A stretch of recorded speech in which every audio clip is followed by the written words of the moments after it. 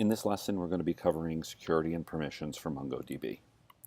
And currently, we've been accessing MongoDB without a password. So to go through this, let's make sure your VirtualBox is up and running, and let's SSH into the box. Now that does require a password. But once we're here, we can just type Mongo, and we're connected. There's no username or password. I can type show DBS, see all the databases. Mine probably may look a little different than yours. But anyway, you see the databases, and you have full access to everything. Now, originally, when Mongo gets installed, you can only access it locally. I made a change when I did the install of this, so you can connect to Mongo from like Mongo Chef. And if you recall, when we go to Mongo Chef, and I'm going to edit the connection, we just put localhost in here. There is no authentication. There is no username and password. And if I go ahead and hit connect, we're in. So again, there's no username or password. By default, you could only connect locally, meaning if I was on the VirtualBox, I could connect to Mongo. I modified that by changing the bind IP address, just like we did in SQL, so we can connect from other machines. Remember, the VirtualBox doesn't know it's a VirtualBox. By connecting from your Mac to the VirtualBox, it sees it as a different machine. Same as if it was a different computer on your network. So what we're going to do is turn on security, which means we are going to need a username and password, and we're going to need roles and privileges to do anything on the database. So roles and privileges work a lot like they do in SQL. There are privileges which are assigned to roles, and a privilege might be something as simple as insert into a table or be able to read access to a collection. And those are usually grouped into roles, and roles are assigned to users. That way, when you grant someone root privileges, they can do everything in the database without having to giving them 100 different privileges. There's a link here if you want to go ahead and see all the built-in roles that come with SQL. Come with Mongo. But we're going to go ahead and just create a few users on our own. So while we're connected, we need to create users before we turn security on, otherwise we can't log in. So we want to go ahead and say use admin. The admin database is where your security information is stored. And we're going to create a user. We're going to call it ADB root because we're going to give it similar to root permissions. All the passwords we set are going to be ADB, and then I grant it the role of user admin any database, which means it can do whatever it wants, create users to any database inside of here. So again, we're in admin. If I paste that, it should come up with that user was successfully added. Okay, the next thing I want to do is we're going to grant root privilege to ADB root. So we created the user and we gave him a role. Now we're going to grant them a new role. We're going to grant him root. So let's paste that in here. And again, it comes back with nothing. That does mean it succeeds. It did succeed. Now, we're going to go ahead and create a few other users, and then we'll check to make sure they were all created. So we're going to now switch to the ADB database. Again, we were in root when we created ADB root. But remember, each database can have its own users, and some users can span databases. So now we're going to create another user called ADB read-only, who only has read privileges to the ADB database. Maybe you get that new intern who you don't want to give root privileges to, and I'm sure he doesn't want them. That's a tremendous amount of responsibility. So again, we got the ADB read-only user created. And now just to do a little compare and contrast, we're going to create another user called ADB write on the ADB database. So again, I'm still in the ADB database. I'm going to write that in. Okay, so far we've created 3 users. So let's do this. I'm going to say use ADB again. Again, I'm in ADB, I just want to stress this. And now I'm going to say show users. And what we have here is that first user of ADB read only. And he is attached to the ADB database, and his role is read, and the database is ADB. and this is ADB write, who has read-write access. Notice that first user we created, ADB root, isn't here. Now if I type use admin and then type show users, here is the ADB root user who has the role of root and has the role of user admin any database, but they're both to the admin database. Okay, well the admin database is it's a database that the database uses to manage stuff. Sort of like in SQL, you find a database in there called MySQL. Don't ever create a database called admin. Admin is a specific database to manage security. So whenever you create databases, I'll do show DBS, ADB, image, local, test. You can create them under any name you want. Don't create a database called admin. That's reserved. Okay, so we have our users, and we have different users in different databases. Let's go further now. I need to go ahead and turn security on, because right now I can still exit, and I can still get back in, and it works. So I'm going to exit one more time. And actually for this, I'm going to hit Command N. Let's open up another window, and let me SSH into that. And we're going to keep these two separate. That way over here, I can go ahead and do my Mongo stuff, and over here I'm going to go ahead and change stuff as far as configuration files. So let's do this. Let's type sudo nano etc. By the way, etc is etc. It's just a common abbreviation, or the way it's said in the industry. And we're going to do mongod.conf.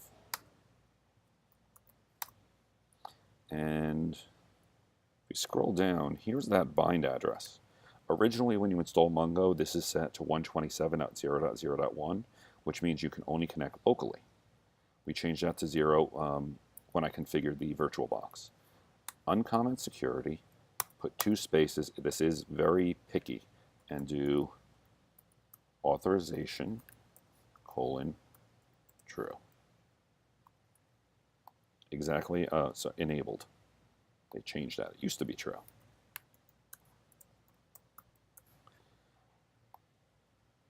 Once that's good, and it is exactly the same, hit Control X to get out. Yes, I want to save this. And now we need to restart Mongo, which is sudo service mongo d restart.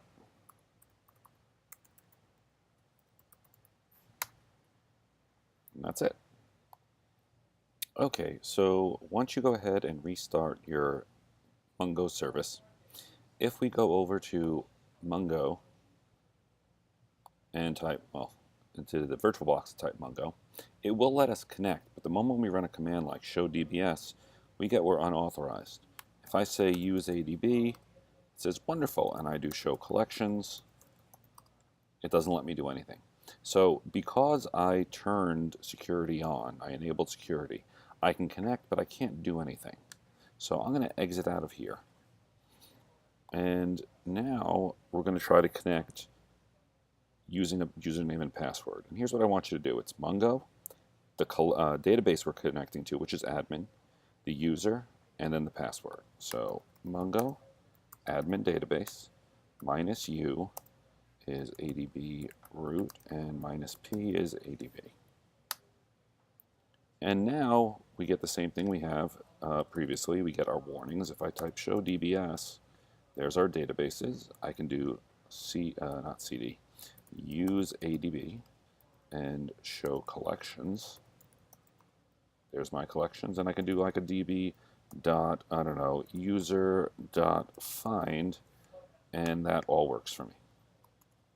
Okay, let's try something else then. Let's go ahead and connect as our read-only user, and I'm going to do it over here. So I'm going to say, let's do Mongo ADB database. Oop, let's exit out of that one. Mongo ADB -u is ADB read only, right? And then -p is ADB. If you notice now when I connect, it says I'm connected, but over here when I connected, I got the warnings. And there's a reason for that. As someone with root permissions, I want warnings. I want to know what's going on in my database. But for someone who has read-only permissions, do I really want to tell them everything that's going on? Do I need to display them warnings they can't do anything about? No, so we're not going to get any of that. Now I can say show collections, and there they are, and I can do db.user.find. But let's try this. If I say db.user.find, and I know we had in here, I think the ID of 0. Maybe it was the ID of 1. Okay. There's Mark Zuckerberg from before. I'm going to say db.user.update. And let's do an update where the ID is a 1.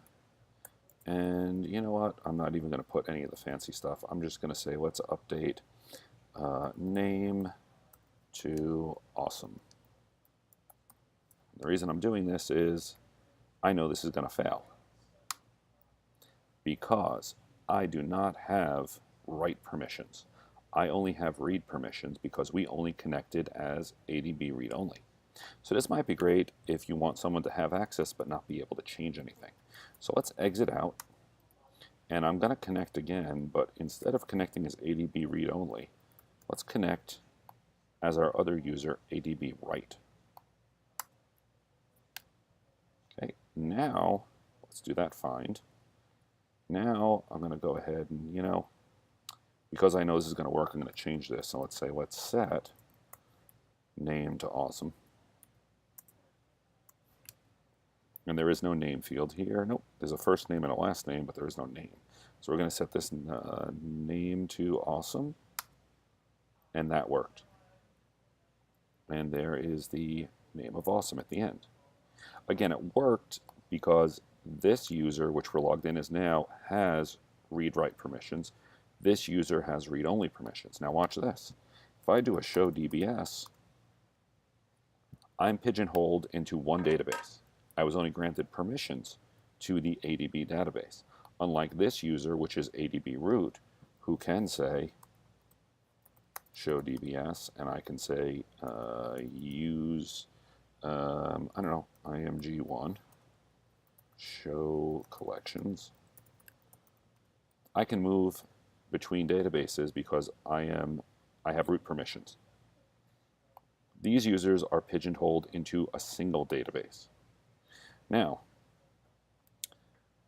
we have 3 users with 3 different permissions. You can, for the rest of this, continue to log in as ADB root and then switch over to the ADB collection. So from now on, when you come here, you can no longer type Mungo because you'll connect, but you can't do nothing. I can't show databases.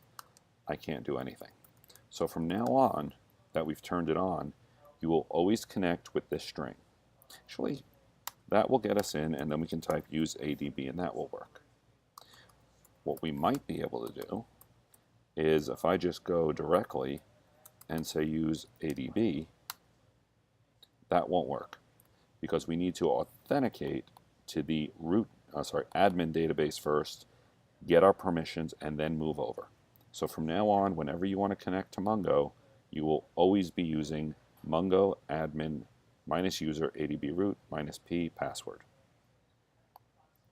Now let's go ahead, let's see here, and make a little change here. I can make ADB root the database owner for ADB. So this will give him a little bit more privileges in what he is and is not able to do. So again, I'm going to connect. I'm going to say use ADB, and I can type show users here. And you can see I have these 2 users. Well, your user can span databases, and I'm going to hit the escape button so I can copy this here, because this is the last slide. But if I run this, and I'm creating a new user, it's not really a new user. It's kind of confusing in this, because we're creating ADB root, and your thought is, well, I'm connected as ADB root. Yes, but you're not connected as ADB root as the database owner for the ADB database. Meaning, now if I do show users, here's ADB root. So what this will allow us to do is now we need to connect directly.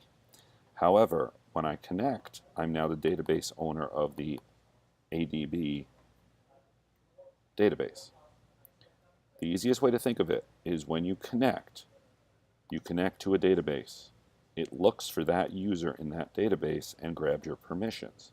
Now, if I connect to ADB with ADB root, I have database owner permissions, but I can't do what I could normally do with root. I can exit and reconnect to my admin database, which now authorizes me as root permissions, and now I can do show DBS. So whenever you connect, you want to connect to the right database with the right user, and then you get those permissions, and based on those permissions is whether you can move to different databases. Again, for the rest of this course, we're always going to be connecting as ADB root to the admin database and then switching over. For the moment, though, I do want to go ahead and go back to Mongo Chef, because we do need to make a change here. I'm going to edit my connection. Under authorization, we need to do a standard ADB root. Password is ADB, and we need to authenticate against the admin database. Now when I hit test connection, it all comes back. If I said authentication database is ADB, well then we would be pigeonholed to the ADB database because that's where it got my permissions from. So now you can connect and we can access our data as usual. So remember, security is a big part of databases. You always want to know who's accessing what and always grant the minimum permission someone needs, which means if you have someone like an accountant or maybe an auditor looking in a database and he has no reason to do updates, don't give him those permissions. Eventually they will cause more problems later on. Again, thank you.